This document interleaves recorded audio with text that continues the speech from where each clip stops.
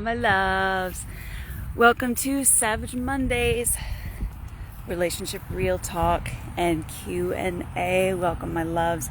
I'm going to pin the title really quickly while people jump on.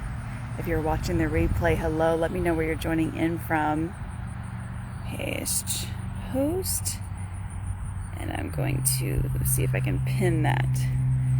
Yes, amazing, because today, I know, what a hot topic. Oh my goodness. The post that I did last week, this is exactly what this topic came from, because I wanted to explain it, because there were lots of inquiry. Like, what about that chemical detox, and what is abandonment, and what constitutes harm? So I'm really excited for this talk today. So welcome. If it's your first time, welcome to our beautiful community. This is Savage Mondays. This is where we do some relationship real talk. You can do Q&A with me. Usually this is on a particular topic, kind of a hot topic from the previous week, or whatever's really going on that I'm feeling into. Let me know. Let me know where you're joining in from in the world. I would love to know. Let's see where you are. Awesome. Hello, everybody. Good morning or good afternoon or good evening, wherever you are.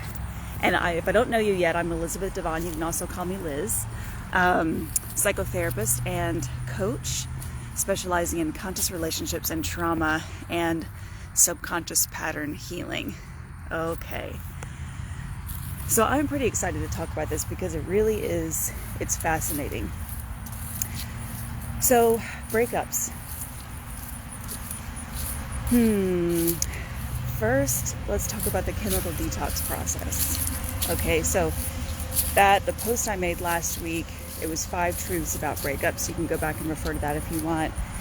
And the last bit, hello from South Africa, hi.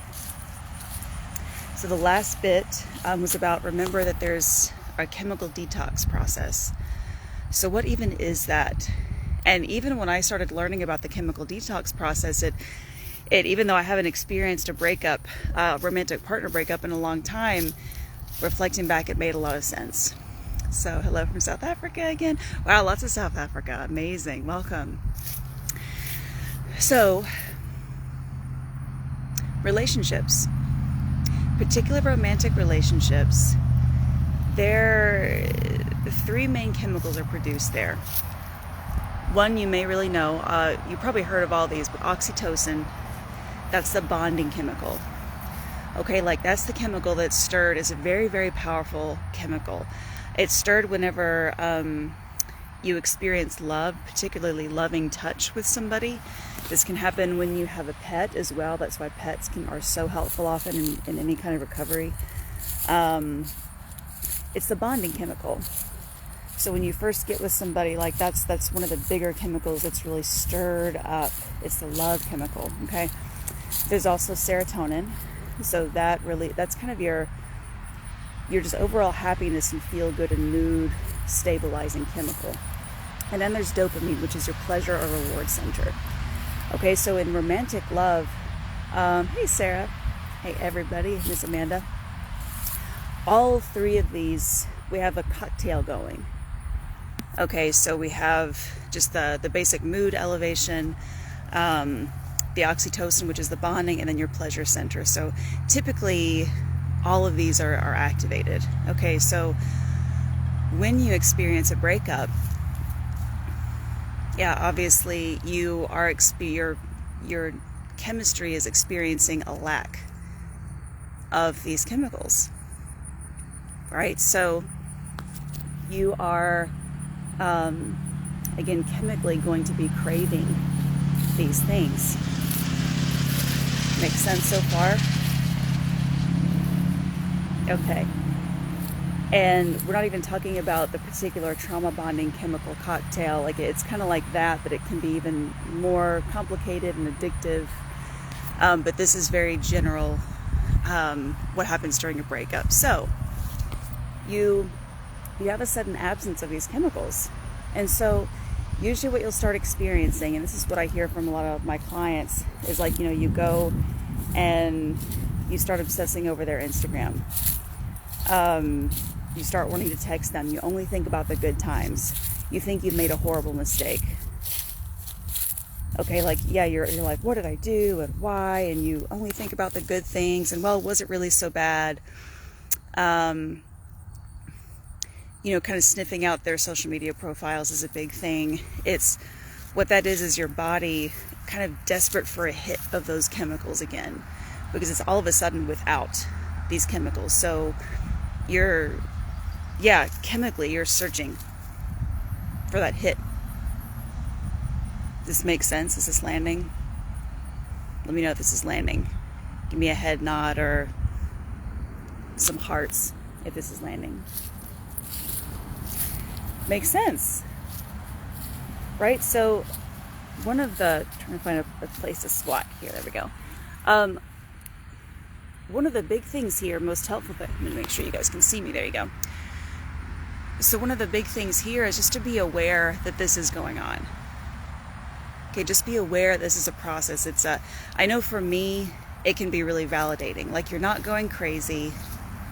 It doesn't mean you made a mistake, first of all. It probably means you're just detoxing.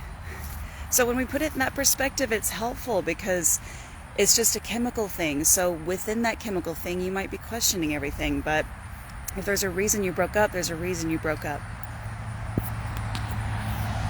Okay, so but just that knowledge, I think, can be so helpful and grounding. Like, it's your body restabilizing. Okay, so what do you do to help yourself along? Well,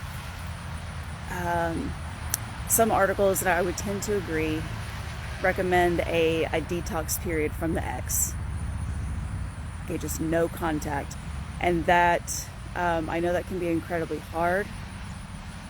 However, do you get to take care of yourself in that way? To give yourself that boundary, to give yourself that respite area.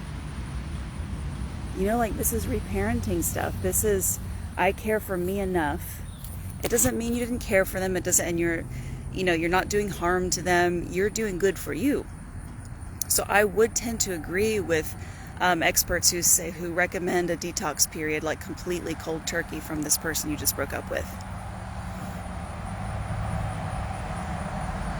Okay, just to give your body clear area to restabilize, because every time if you go back and talk to them, seek them out, have a conversation one more time, have sex one more time, it just stirs the chemical right back, and the detox process has to start from day one. So this is really self-care for you. That makes sense? And also, feel your emotions. Breathe. Okay, the more comfortable you are with your own emotions, the less you're going to search for a hit. These dopamine hits and these oxytocin hits particularly, they can become addicting, and they can serve the purpose to where you're actually pushing down emotion and you're just searching to feel good. So it can become addicting in that way. Okay, so you want to get back in your body and do self-soothing, which self-soothing is through the 5 senses. So right now I have my bare feet on the ground. Okay, that's very soothing to the body. Deep breathing, diaphragmatic breathing. Put your hand on your chest. Visualize. Take a walk out in nature. Listen to soft music under 60 beats per minute.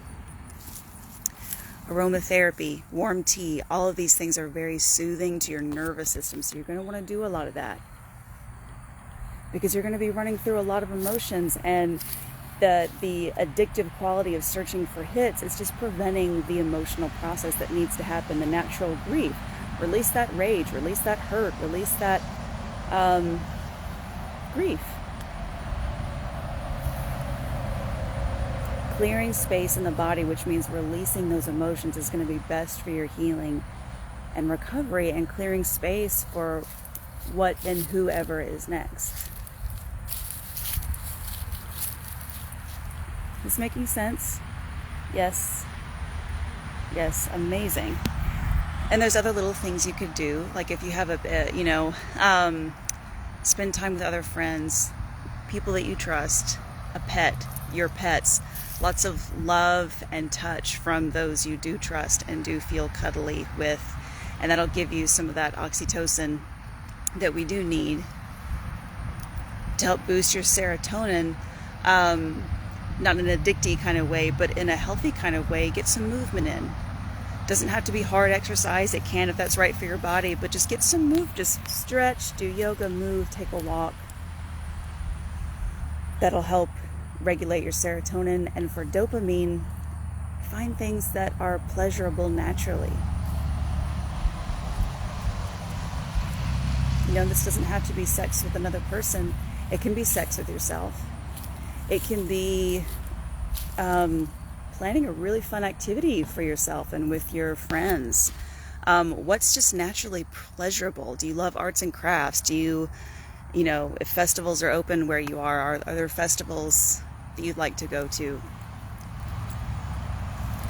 Like, find something, you know, fun and rewarding for yourself.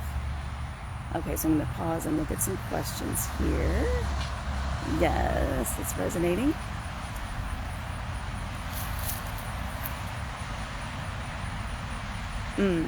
Okay, so I feel the question, or the comment here is, I feel like I don't feel anything like I used to now. I'm not sure if I'm in a healing phase, but can't find the joy when I soothe the pain. Yeah, so what that could be is you just need to release more emotion.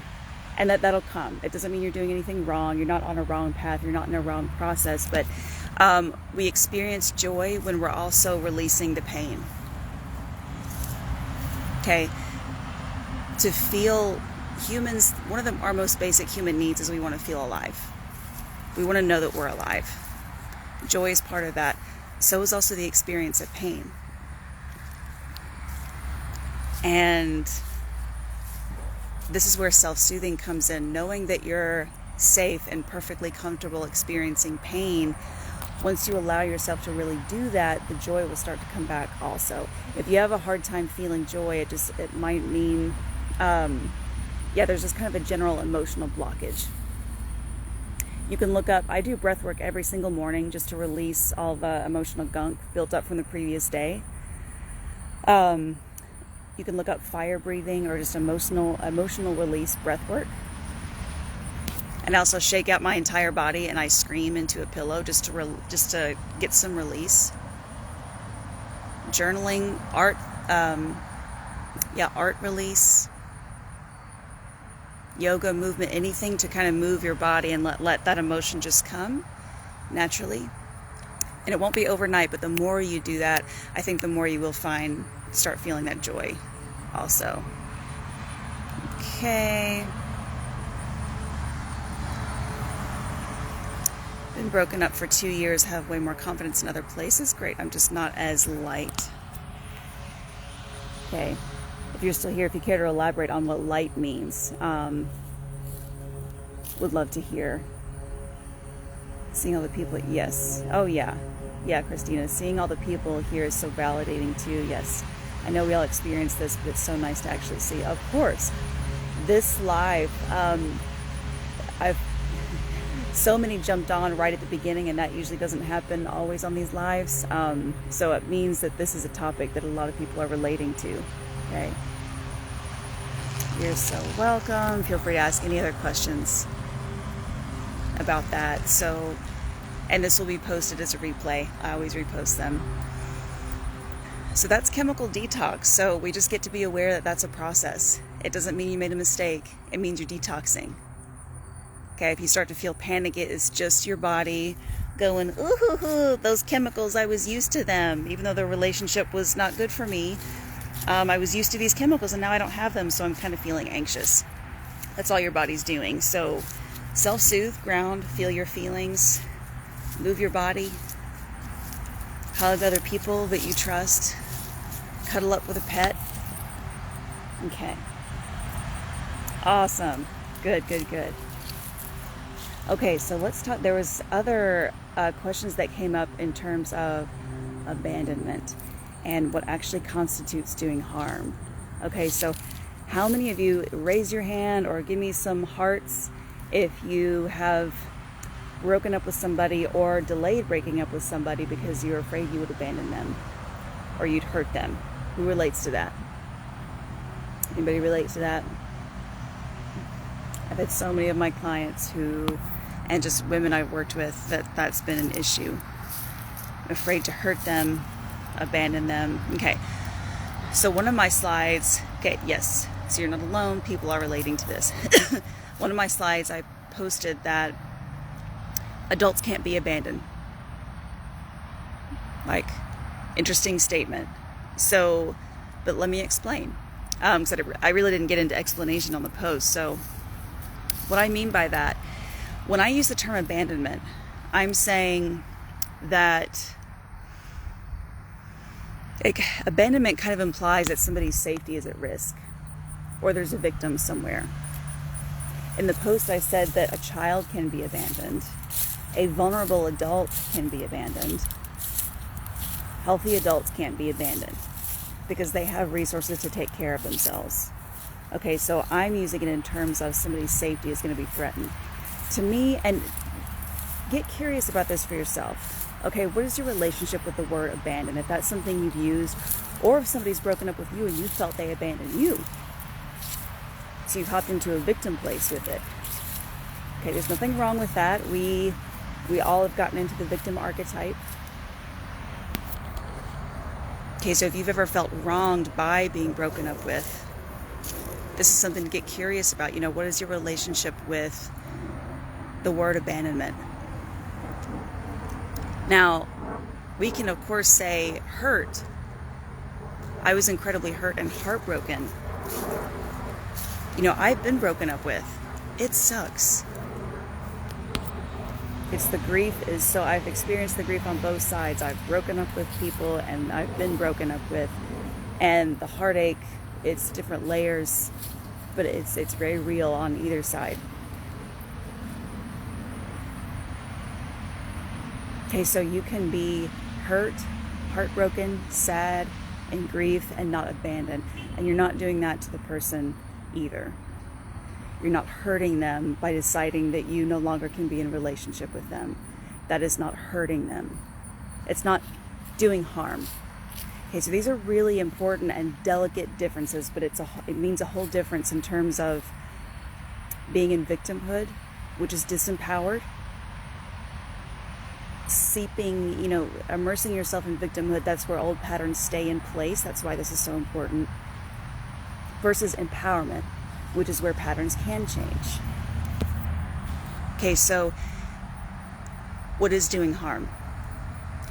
If somebody's emotionally manipulating you, that's doing harm. If somebody, of course, physically hits you or sexually hurts you, that's doing harm. If somebody is abusing you psychologically or gaslighting you, that is doing harm.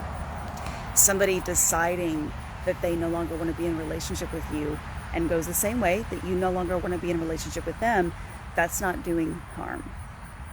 And if you have any questions about this, I am happy to get into this and explore this more. Because these are really, again, delicate dynamics. And we learn things from our home environment about what constitutes harm and what doesn't. So we really get to get curious and peel back these layers that are rooted in actually just our trauma framework. Okay, so I'm going to go back up and read some questions here. Okay. Okay. Yes. Okay. Okay, so Jen, adults can be both healthy and vulnerable, though. No. Okay, so what I mean by vulnerable adult is adult who can't take care of their safety and physical needs. So, I used to work in an agency that helped people with severe mental health issues. So, so delusional that they couldn't go to the store and feed themselves. That's what I mean. So somebody who has to rely on somebody to get their physical safety needs met. That's what I mean by vulnerable. Not vulnerable in the sense that I get soft and show my real self and my rawness. That's a different kind of vulnerable. Great question, so I can distinguish the two. Okay, so I worked with adults who needed conservatorship, who who literally had to have a caregiver in the home with them, else they could not go to the store, they couldn't feed themselves, they couldn't bathe. Okay, that totally different thing. Okay. If you're still here, Ramona, emotional abandonment, if you want to elaborate on that. Let's see, I tend to feel the need to keep an ex in my life, even after being mistreated, okay? I don't know how healthy that is. Okay, let me read that again. The question is, I tend to feel the need to keep exes in my life, even after being mistreated. I don't know how healthy that is. I just feel like my world is so small already. I'm scared to lose people. Okay, so thanks for presencing that. First of all, you're so not alone. You're so not alone here. And just an inquiry for you to explore deeper. That's a framework coming from fear. It's fear-based. So you're clutching onto people. It's making up your mind that there's nothing good else out there. There's not better, there's not enough, there's lack. And this stuff is rooted in way early on from childhood, from your epigenetics. Maybe your caregivers felt the same way. Okay, these are deeply rooted belief systems based in lack instead of based in abundance and trust.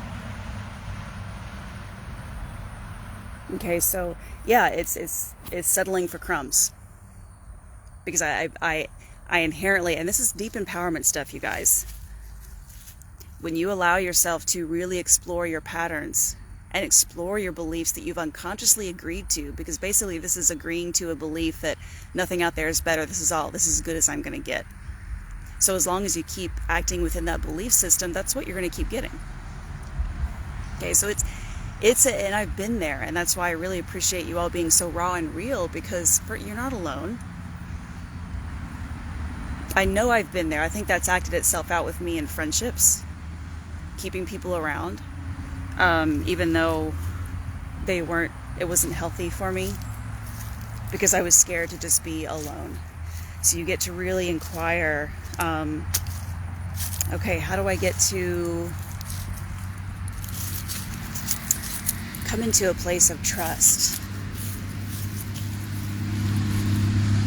Trust and taking that healthy risk, because also everything is energy. And when you have a clog in your drain, so the flow is not there, that's the same with people. Or if your house is really messy. I'll be really vulnerable with you guys. About 5 or 6, maybe 7 years ago, I was in such a state of depression. Our house was just, there were some places you could barely walk through it because of the mess. I wasn't picking up anything. I wasn't doing laundry. There was trash. When I think back, I'm like, oh man, I was really in a deep, dark place. And it was harder to move around. Literally it blocked the energy flow. So that's people, too. People that you keep around based in fear, it's clogging the energy flow so nothing else can come to you. Okay, so thanks for your vulnerability. Okay. I'm 400 miles from home and don't want to live here, but I have a good job and bought a place 3 years ago, so I'm not in a place I even want to be anymore. I'm trying to make the best of it. Yep, hearing you.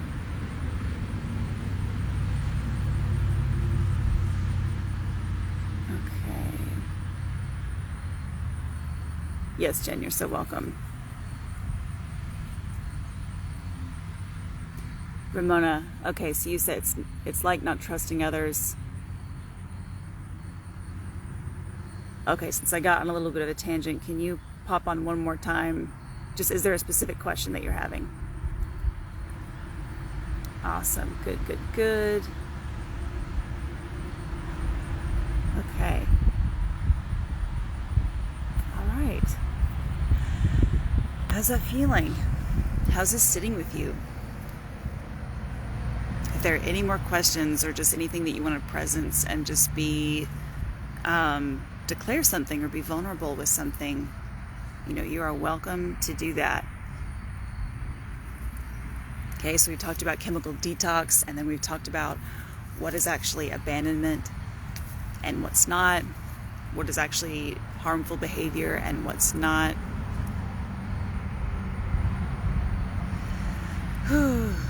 Good stuff. Just feeling like there was something maybe else that wanted to come through, so let me check in.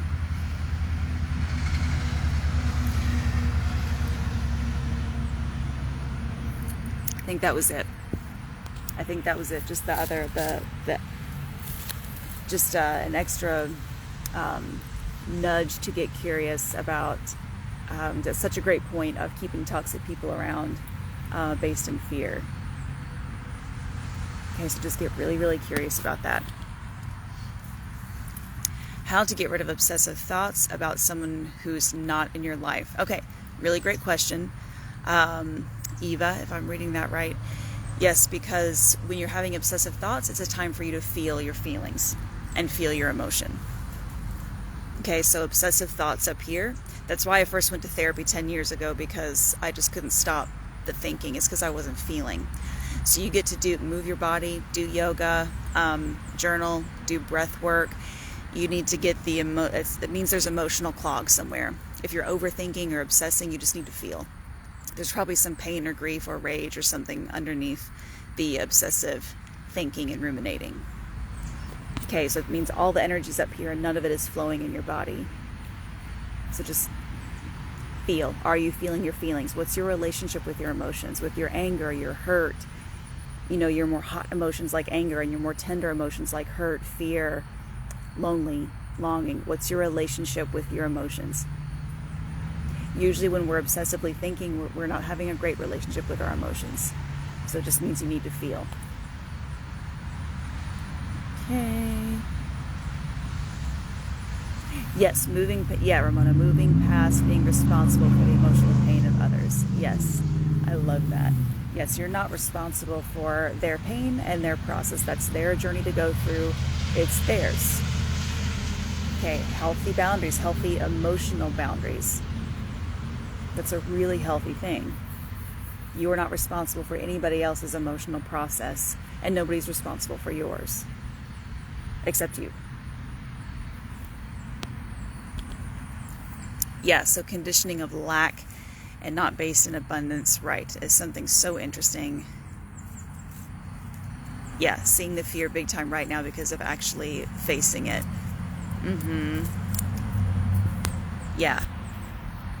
Yeah, exactly. And maybe, Jen, because I know you a little better, maybe this is could it be an invitation to do something different in the face of that fear?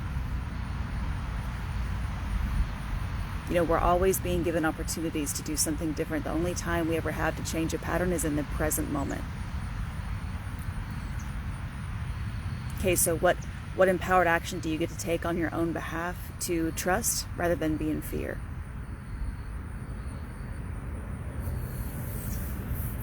Okay, this is where grounding techniques are so helpful to be on the actual earth. You self-soothe through the 5 senses.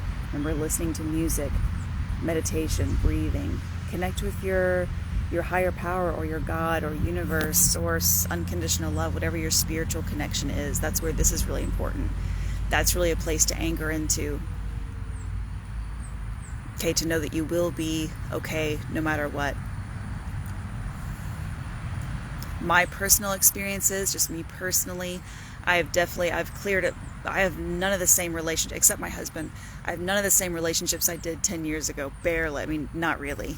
And there have been periods of aloneness as I was shedding. So it was risk.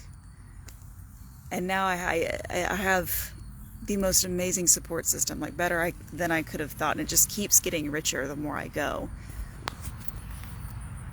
So there will be periods of loneliness as you're clearing out. Like when you clear out your house, when I started to feel better, that's 6 or 7 years ago, and started to feel more alive again, my husband and I, we cleaned our house. It hasn't been junky like that in a long time, and it looked really empty at first. Okay, sort of an accurate metaphor there, but clearing space is a part of it. You're clearing space for more to move in, and you're trusting that more is going to move in as long as you keep doing your work. All you need to do is focus on your work. Energetically, that invites good things to you.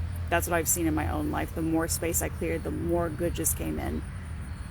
Clear and then you receive. You clear and then you receive. What doesn't align with me, just clear it out.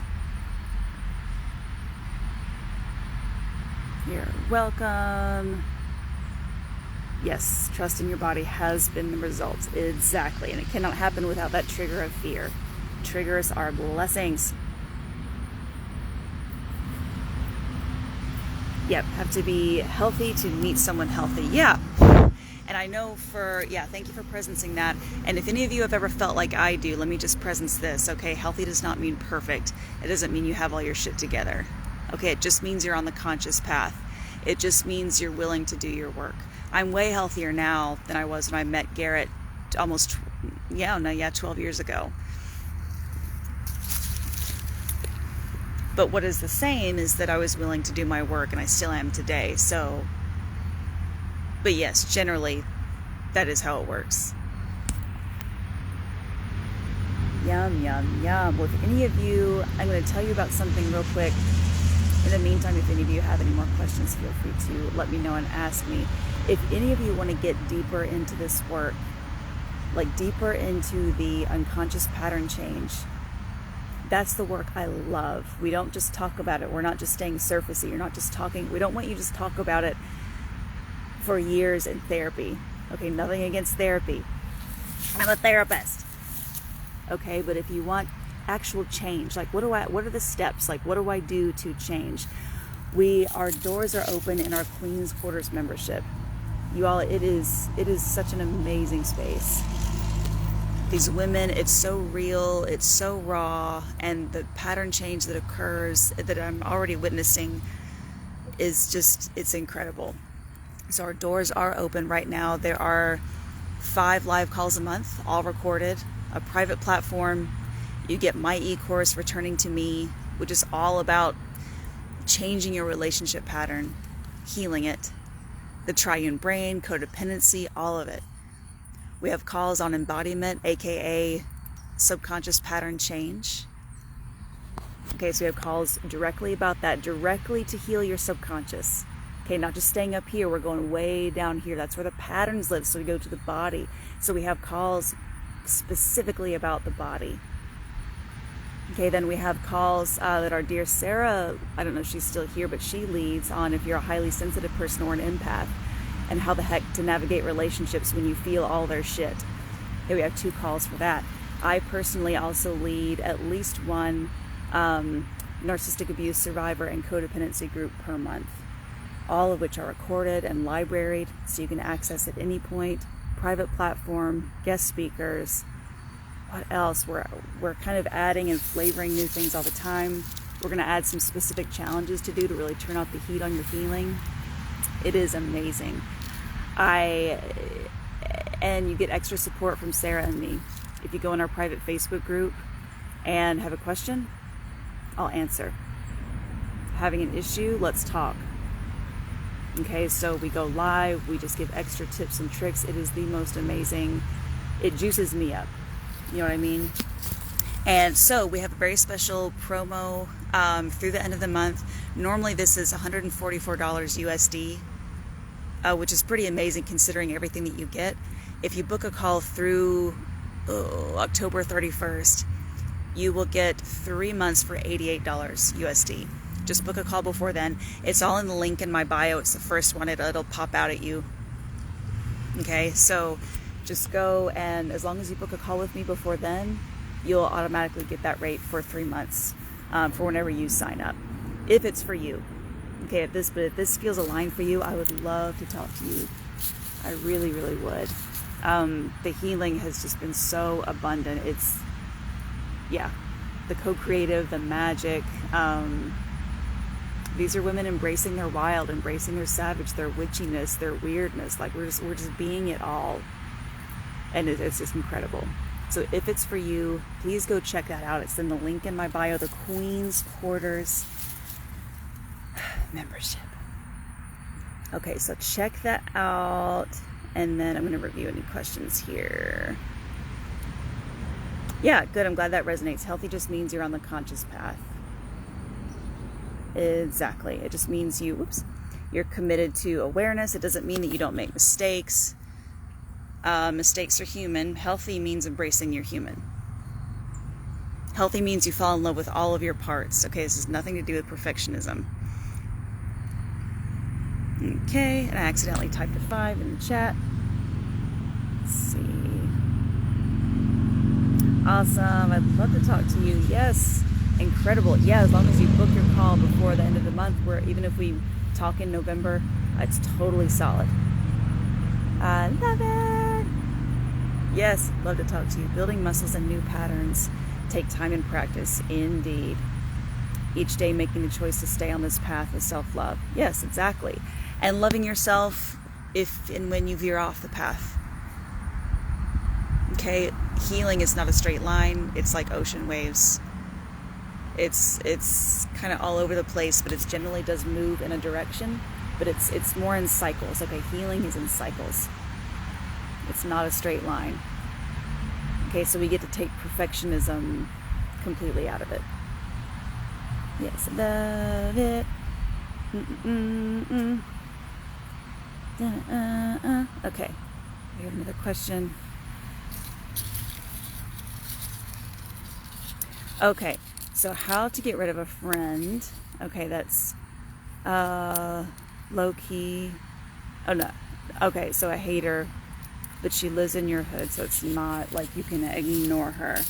So thanks so much for your question. I know you're not alone with that one. So how to basically sort of break up with a friend who's in your neighborhood, but just toxic and not healthy. That's how I'm reading it. Like just kind of like negative, kind of like a hater.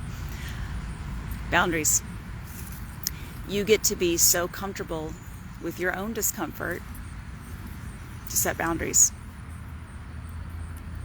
Just, it's not an excuse that they live in your neighborhood. So, now I say that easily. I know it's not easy work. Can you do it though? Yes. Start small. What's one boundary that you can make with this person? You don't have to talk to this person. You don't have to hang around this person. It doesn't matter where they live. It just doesn't matter. You can have a conversation with them or not. There's no right or wrong way. Okay, but what we get to do is break up with the excuse that just because they live in your neighborhood, it means that, because these are all constructs. And again, this is nothing we're doing wrong. It's just constructs that we've agreed to unconsciously. Okay, well, they blah, blah, blah. They go to my kids, or we have kids at the same school. We work in the same place, or they live in my neighborhood. So I can't really, nope, right there you're victimizing yourself. We get to break up with that. No, what can you do? Can it be incredibly uncomfortable? Absolutely. Yes. That's why all of this goes back to being able to handle your own emotions. You get to be so comfortable with your own discomfort. The discomfort arises when they get pissed off, because they may. So be comfortable enough with your own emotional experience and just start drawing boundaries. Talk to them less. Don't pick up their calls. Don't take their invitations.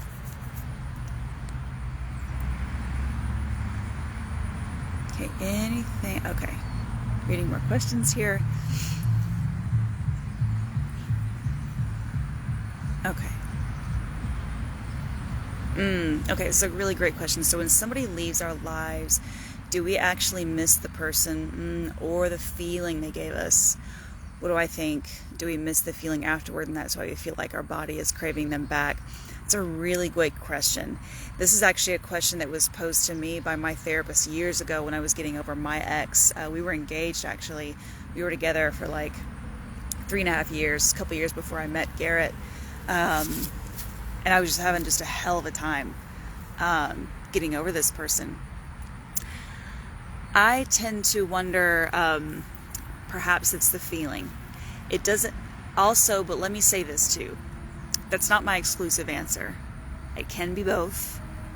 It's going to be different for everybody. Really lean into, I'm going to say what my therapist encouraged me to do, which I think was really great advice. Lean into what feelings are stirred when you think about this person. Are you longing for a particular feeling? Because remember, they're not in your life anymore for a reason. Okay, so my ex and I, it would not have worked. It was not working from the get-go, really. Right? But there were particular feelings that I longed for. So like, okay, how do I get to create that in my life now? I miss the sex. That was a huge thing for me. Okay, so what's available there for me? Like, you get to inquire, like, what's available, what is the feeling that you long for? And just explore from there. And remember, that's not my exclusive answer. I think it can be partly the person too. I don't think there's a definitive. There's also just grief. No matter, I think somebody left a really important comment on that post, and I completely agree, that no matter how healthy the relationship, it's still a grief. It was still some kind of a bond. Even toxic bonds need to be grieved.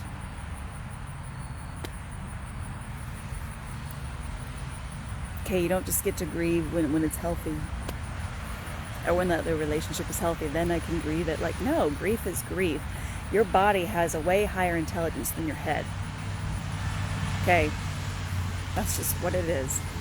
We have all these constructs that we just get tied up into because we've been learned to be afraid of our own bodies through all the conditioning. But your body's intelligent. Grieve. So it does not matter what the bond meant. There, you do get to go through a grieving process. Okay, I hope that answers that at least well enough. Great question. Yeah, I'm taking space from my partner and we live together. Yes. Yeah, so, interesting, like, boundary issues there, and like, how do you get to create that space, while living together? I know you're not alone on that one. Right, so like, we get to think about how we're creating that emotional space, that physical space. Yeah, feeling you. Yes. Love to hear you all chatting with each other. Okay, amazing. I'm going to hang around for just another few seconds if there are any last little questions or insights. This has been amazing, so jam-packed. I knew it would be. But I heard something moving. There was a butterfly last week, so I'm like, ooh, what other kind of like spirit sign? Remember, this will be posted, and please check out if you feel the call, if you feel led, check out the Queen's Quarters membership and the special welcome rate through the 31st of this month. I would love to talk to you if you want to just sink into these patterns. I love pattern change, not just talking about it, because your body is designed to heal. That's what it's meant to do. It's meant to grow toward the light and heal itself. It is meant to do that. Okay, so I think we are good. Thank you all so much for joining. Thank you so much. I love you so much. And join me next Monday. There'll be one Monday coming up. I won't be here because we'll be out of town doing our fun Halloween thing, because that's the best time of the year, in my opinion. But yes, join me here next Monday for Savage Mondays, same time. This replay will be posted. I love you all so much. Thank you for your vulnerability and your realness and just being you, for being here. You're exactly where you need to be. I love you so much. Bye for now.